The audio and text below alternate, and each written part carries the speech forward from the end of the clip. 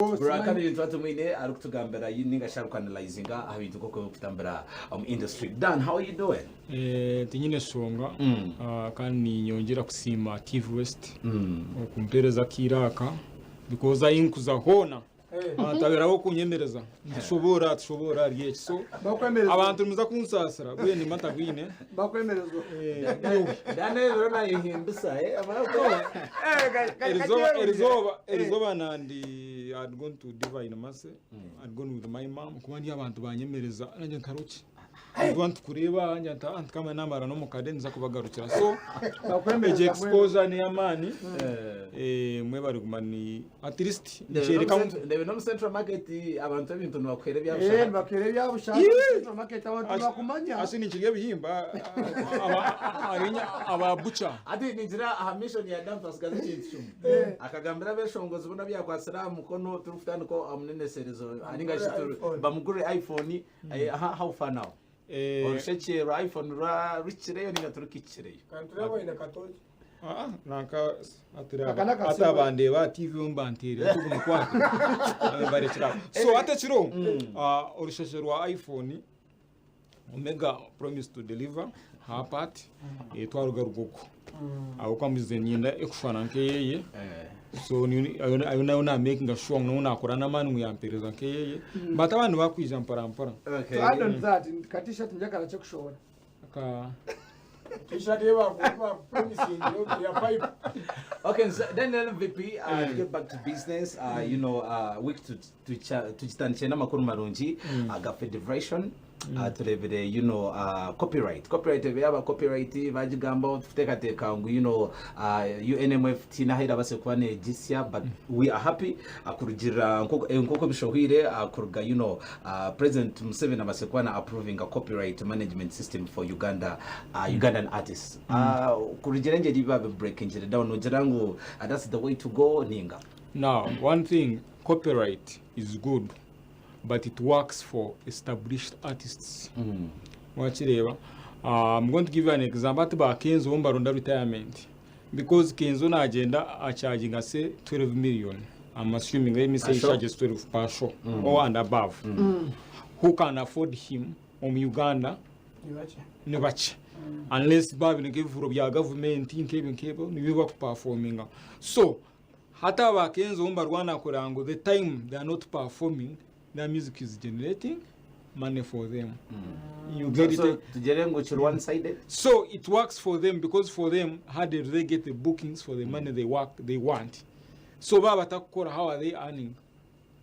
Okay, so you get it. So, but it's a sabotage to upcoming talents. Why? Media houses because now media houses have to control their budgets. They are not because I think a Vision Group it pays UPLS to play music for the Ugandan artists. So artists who subscribe to UPLS, they are supposed to get their returns from because all radios pay UPLS kuranguzatira music ya Uganda.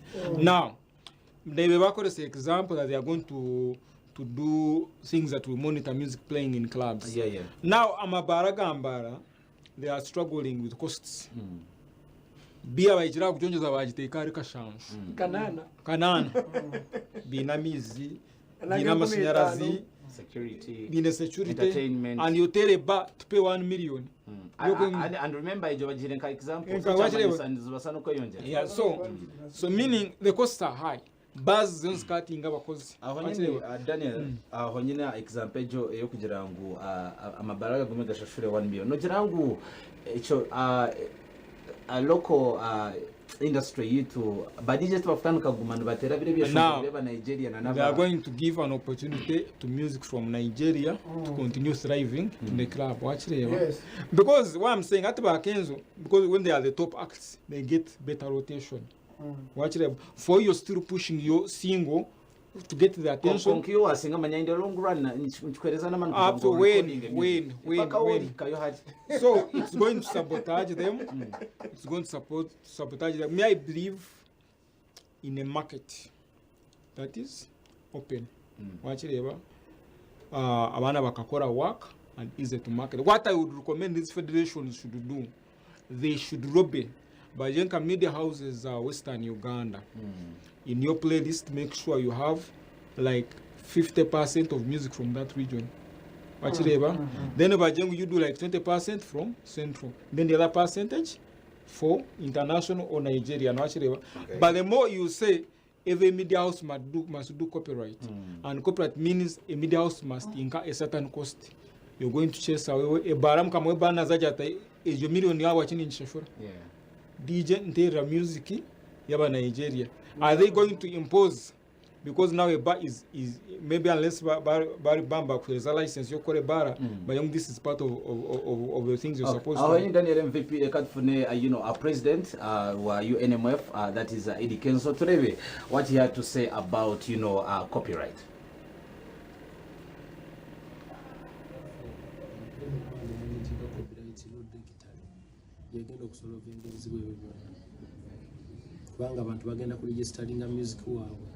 From the start okola oluyimba n'ogenda n'oluregisteringa omala oluregisteringa n'ofuna ownership bw'ofuna ownership then n'ogenda n'odistributinga nga mwawodde bulungi nti producer afuna kino, songwriter afuna kino, singer afuna kino, oba okitegeera nga byonna byerambuludde bulungi. Wano wabaddewo obuzibu bw'omuntu acollectinga atya ate bagaba batya. But this time around ekigenda kubeera kiri kubanga wagenda kubeerawo devices ezitrackinga plays. Bangi nnyo banneebazizaako naye nange mbeebaza kuba nabo babaddewo. Olugendo luno silutambudde bwomu, lutambudde n'abayimbi bangi abaasobola okukitegeererawo. Ate n'abatakitegeererawo si banene oba n'abatannakitegeera. Ebiseera ebisinga buli muntu alina engeri gya processingamu. With the time they will know what we have done. Tebayinza kitegeera kati abamu kujja kunga kisoose kitandika okuzaala ki ebibala. Abalala bo bakitegeererawo era bannebaziza n'abatweetinze n'abakoze ku video mwabalabye naye abatannakitegeera it's fine bajja kitegeera kuba ebiseera ebisinga mwenna bali wano mwasomako waliwo omuntu ategeera mu kiraasi waliwo omuntu ategeera nga amaze kubuuza mukwano gwe waliwo omuntu ategeerera ewaka muomwana waliwo waliwo atategeera ddala. Pozi okwogereza ku ekyo emirundi egisinga baba balesewo enkola empya bweti bagenda n'omulembe. Well, omuntu ali eyo nga were mukaabya agenda ganywa ata mu mbeera eno nga ennyimba zetulina okukola zirina kuba mpya nga ate yasubira kulya ku nkadde. Ekisookera ddala kati n'abantu bonna abaali batunda music waabudda abo bayimba edda bagenda kufunamu lwansonga. Luli ennyimba ezo baali bazitunda naye nga ndowooza omuntu bw'agula copyright it takes like around 50 years. I think I need to read some 49 years. Naye kati twagisaze to 25. Osegeera kitegeeza omuntu yali yatunda ennyimba ze 25 years ago kati lunamala kasita bayisa president n'asayininga agenda kuba ownership omuntu yenna n'abanga abuzaayo akaseera katono ajja kubanga naye akalinda ne kagwako deni n'ediza obwannannyini.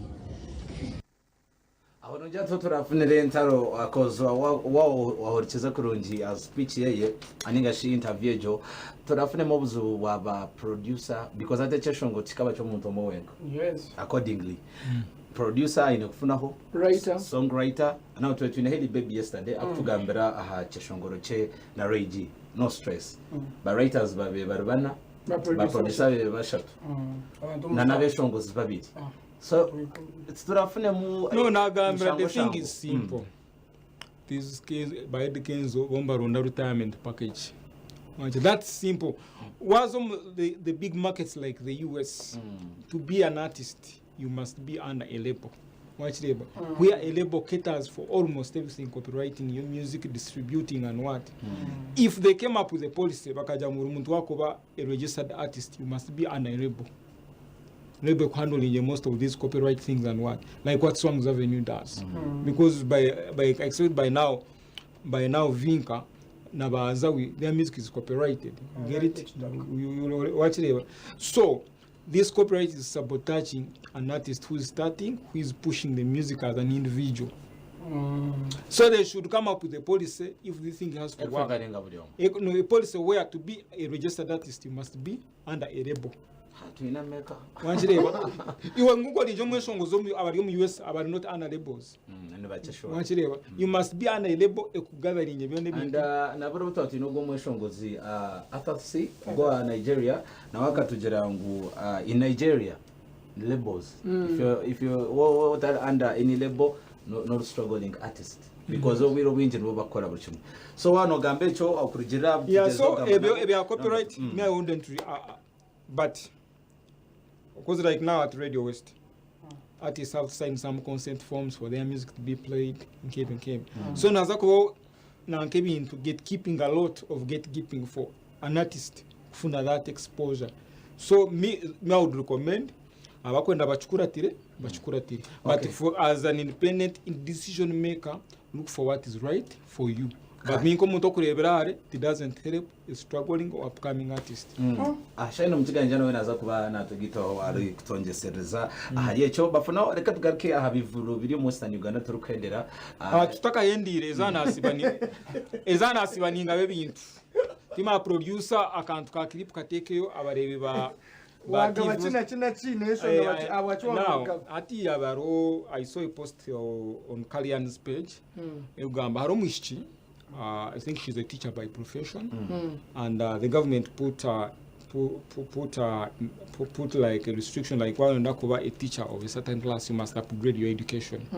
So in that situation, you are struggling afuna fees, already in another shatu. You get it? So go mushikuya berenaza classes, want to musheka why you put him on the same clothes, Abaana nabo tibine chokushwara. So she is incurring a cost of school, she is incurring a cost of kurebera abana ninjani basingo mothers yabashamba abantu birukire kare. So what I did MVP na nonzireyo emyenda yo kuhereza ki omishiki na ronde emyenda yo kuhereza abana nabafuna na school bags.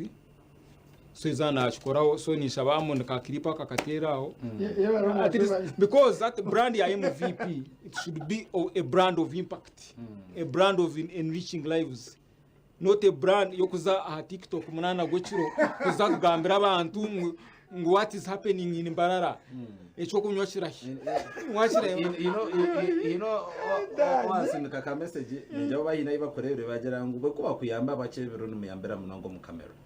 No, because the people who gave me things need to see. Like I told you, omushiti kumanyizina. So no, it's now judged, but barabiro mu brand ya MVP. No ka MVP mbagambe tunyenda kurechi. Because tunyeze kukisasanya, because kukisasanya. Okay, nanza kuba nintwara. Kale nanza kuba nintwara. Batatu najantaka cyo kurenyenka so irize bintu nabikora ki? Nabitekayo. Let's get the clip yabe ready. Narawo nabayishira mbere nakunde mbesaka batakati. Anyways, bamba katereza katugambira kintu omuntu awagireyo ya basakuba yino nagira ngo ba NCZ abeshongozi batahibeye abakweta abamani aba DJs aba presenters takwenda bamarangira kivuruke. Is it like Is it like is right? Again, die hard music entertainment and is like why MC na DJ bambarara kuba kubateka za fry abatikiza ngwina man mwachireba but they don't have any command in the market but ndakushaze kirimi tukawasingaho is like najuka yatujangwe kivuruke takwenda muntu na kuchipostinga na kuchepo Nelson zo kureba barite ko ka clip kanja agaranga na it's like a program change no nakatera so ni kweza opinion yanje wachireba so DJ wambara naenda kuba celeb ba host naenda kuba celeb MC naenda kuba celeb kugira ngo babateka fry wachireba wakureba work to influence an event ni zero. So when you want to research, if I'm an MVP, I did my show, ba MC bakijara simira tukuyambe onajya ikintu naki kizareve inkucenda but nimwe numbasa kufuna amashanyarazi murangire mu video amashanyarazi wangireba kuja nwa so Ibigambo is like bya 100 is right tugenda kuzumukaramo ibigambo bya muhero ebigambo bya mbere please bantu mutereka clip kanje program kirota kafayo program ekiro neje ndombesha mbata kigaruka so clip nagereza so ebigambo bya mbere Omega ashoze cyesongoro cha Omunyankore it broke the record amongst the biggest viral songs Western Uganda, and so many artists are jumping on it. So people who underestimated the brand Omega, they've just realized she's unstoppable. Okay. Wachireba. So of course for an information kugira ngo camp ya OSM one consideringa ikivuro cha truth bakihe wachireba. I'm giving you information from the industry. Wachireba. There's information that leaked to MVP. Ngaba OSM bastamere. Because on truth na sakwa na ikintu cyamukiriza man. Batari ya gun point ya OSM. Tukutire musente zitu oine kure kivuro. Wachireba. So Emma nakuriya mutire psychologically. Wachireba yakwata abeshongozi bona full team ya Western Uganda ya kitwaro way. So iyo bakutira psychologically wachireba ulinzireki. So Emma kuriya aina abana abeshongozi bona ba Western Uganda. Kuno truth OSGire but nyoni tekateka ngo shukran nitekateka tuanze tukora sasa bakama bitu anafuna abantu abe bankai ogoya bandane MVP reka tuanze tukora kasente kabakama bitu tugarukana binshi munongo takarga TV was